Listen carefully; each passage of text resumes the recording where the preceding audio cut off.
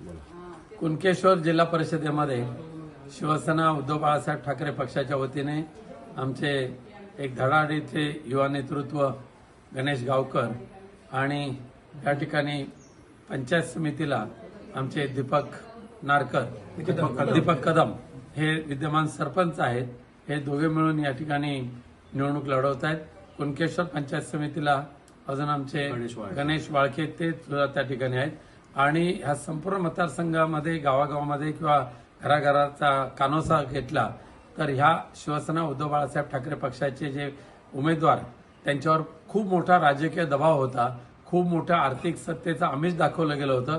पण तरी सुद्धा हे आमचे तिघेही जण खंदे शिलेदार हिंदू हृदय सम्राट बाळासाहेब ठाकरे यांचे आणि माननीय उद्धवजी ठाकरे यांचे हे ह्या भिकारड्या राजकारणाला बळी न पडता अत्यंत खंबीरपणे उभे राहून त्यांनी हाती मशाल घेतलेले आहे.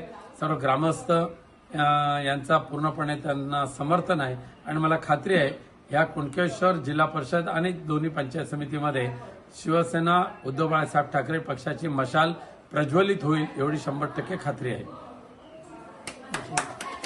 शिवसेना जिंदाबाद। उद्धव साहब आगे बढ़ो, हम तुम्हारे साथ हैं। राउत साहब आगे बढ़ो, हम तुम्हारे साथ हैं।